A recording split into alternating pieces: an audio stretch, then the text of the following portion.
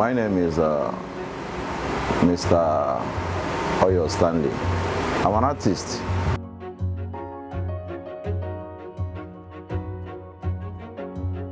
I'm the kind of person that likes challenges, despite my disabilities. When we were small, my father used to tell me that as a disabled person, I will be at home. My younger ones will leave me at home and they'll all go to school. I will still remain at home.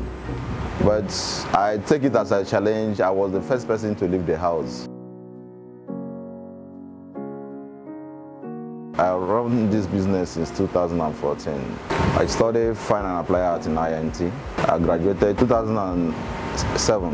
Then I practiced art a bit. I said, okay, let me go into graphics because that's my major area of specialization. So that's why I came to start doing graphics as a printer. If somebody insults me as a disabled, I didn't take it as anything. I rather take it as an encouragement to myself.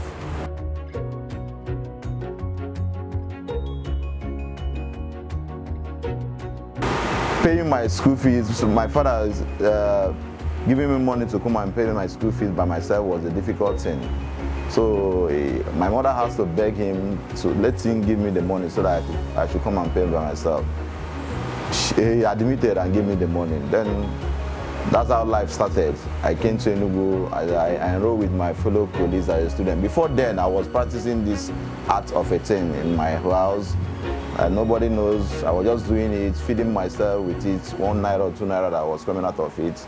But I was not looking at the challenges that, as a disabled, I will be like others.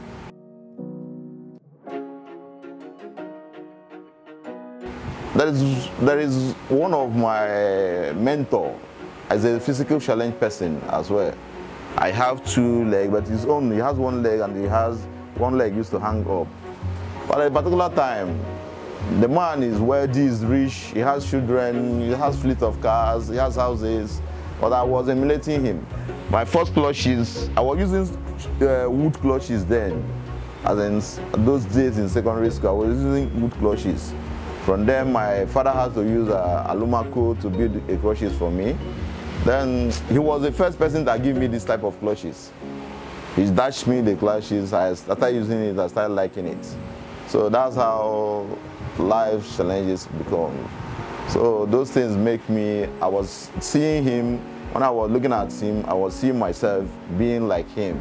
So he gave me the courage. He gave me the zeal to hustle as a normal person. I don't see myself as a physical challenge.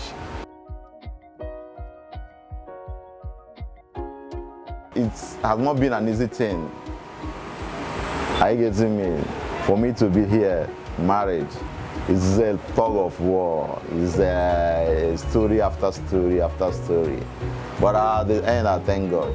It just started as a young guy. I decided to marry. I decided to make up my mind to marry. But by that time, my younger ones have already gotten married. But I made up my mind I want to get married. Back those days, people will friend you. Anyone will come, this guy is good, he's caring. But when you mention, I want to settle down with you, they're all disaster.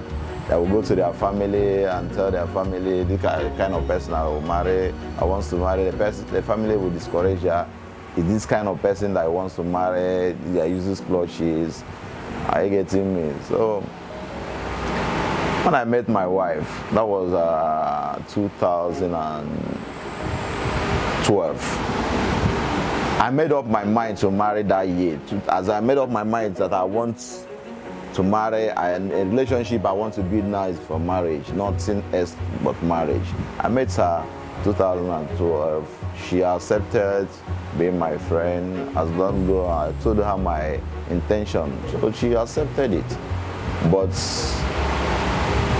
it's a very serious issue for her family to accept it, because she battled, we battled this thing for 5 years.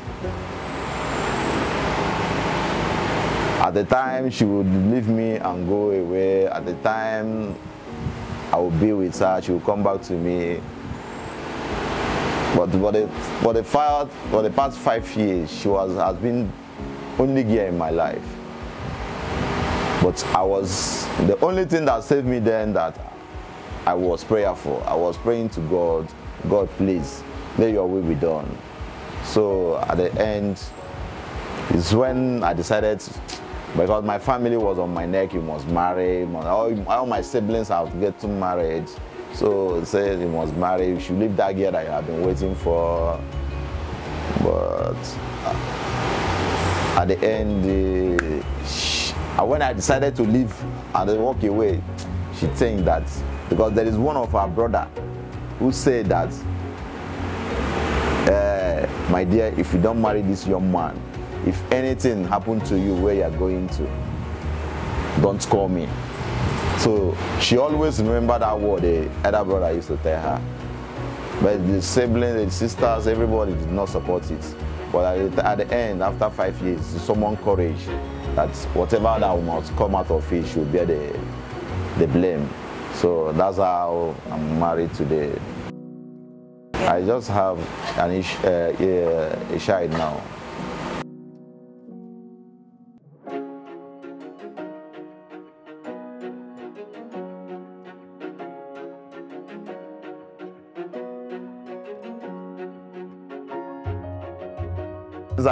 I may be walking on the street like this, and people will see me and say, okay, I gotta take this 20 naira. I say, okay, well, I gotta thank you. But people don't know until when I will go and enter my car. Business in Nigeria has not been easy. It's a very difficult thing.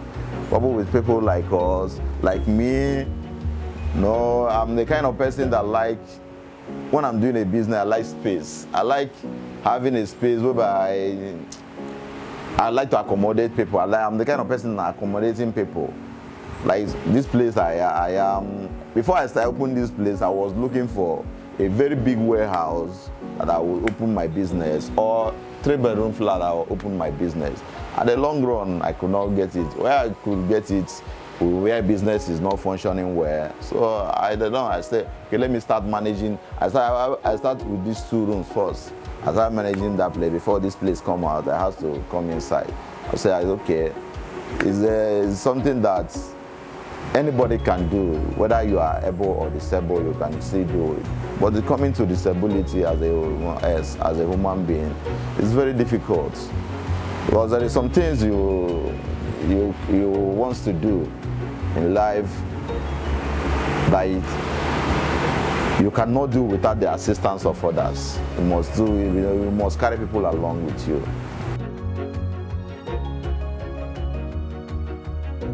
For those days when I was in secondary school, I was a person, because of my disability, my mother would tell me, before I would come back from the market, make sure you prepared everything that she will cook with.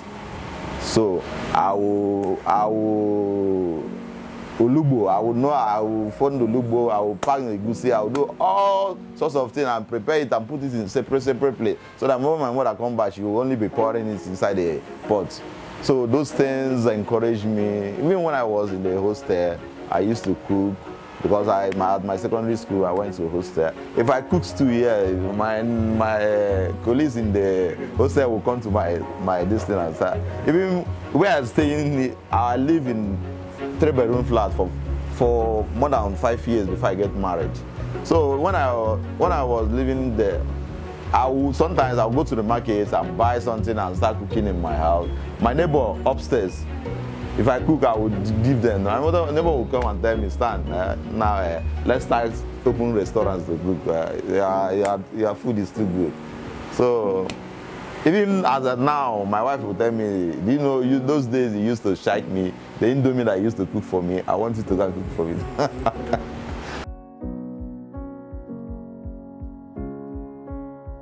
I will go to some occasions. People with disability, they will be regarding them somehow. So, but in terms of equal rights, I think we will have equal rights as a human being. But people living with disabilities, I don't know why they disperse them in the society in terms of work, in terms of maybe whether they are supposed to be the people they are supposed to take forth before any other person. Like what the system is not favoring the people living with disability, if I might say. So I appealed to the government to make things easier for people like us. Because if anybody who doesn't see himself the way I'm seeing myself will not come up. Because I don't associate, if maybe say they are having meeting with people with disabilities. I've gone to that kind of meeting for the maybe when there's a certain time I went to an empire signing, he gave me money as a physical challenged person. I have to come out and say I have this money. He gave me 10,000 naira, I'm sure, for transport. I have to share that 10,000 naira to people who are disabled or people who are not disabled. I share that money to them and say what I'm looking for, I've gotten it. It's not, this 10,000 naira is nothing. So I have to share that money to them. So my opinion is that it's not everybody that will have these chances. It's not everybody that have this opportunity I have. And some people might have it that will misuse it. I'm using my manager, she has worked for me for 4 years. More than 4 years, that's 5 years or so. Yeah. So she's the brain behind the whole thing. This is Shika, one of my staff.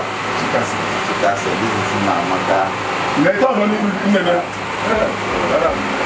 So they are all good. They are all good. This is one of my General. The one encouraging me. It's my mentor also.